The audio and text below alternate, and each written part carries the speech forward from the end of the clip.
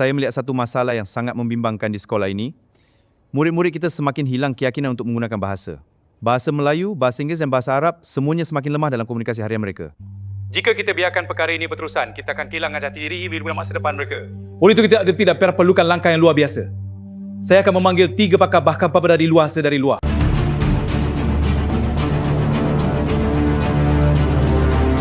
Aku menyeru para penjaga bahasa. Bangkit marilah. 3 pakar bahasa antarabangsa telah diaktifkan. Bahasa adalah jiwa bangsa. Saya akan bantu anda. Jangan risau, murid-murid kesayangan saya. Language connects the world. Dear students, I am here for you. اللغة نور القلوب.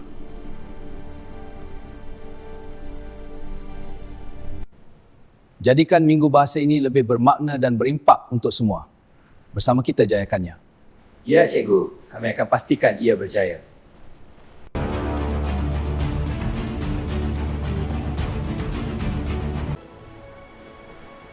Selamat datang ke Minggu Bahasa.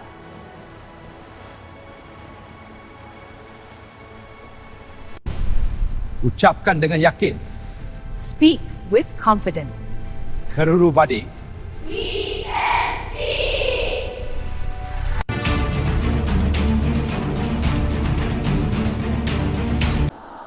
Selamat datang ke Minggu Bahasa Melayu.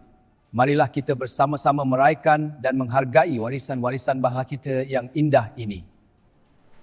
Pertandingan tulisan cantik, pertandingan membaca teks, pertandingan bercerita, pertandingan deklamasi sajak dan melagukan syair, pertandingan pidato.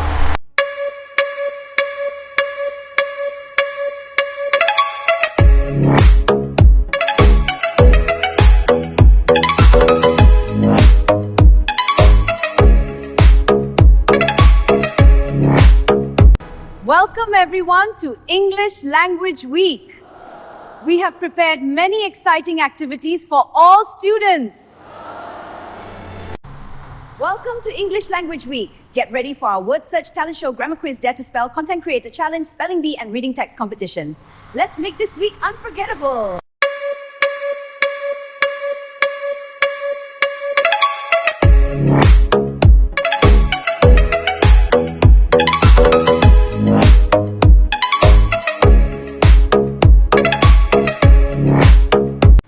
مرحبا بكم جميعا في أسبوع اللغة الإنجليزية.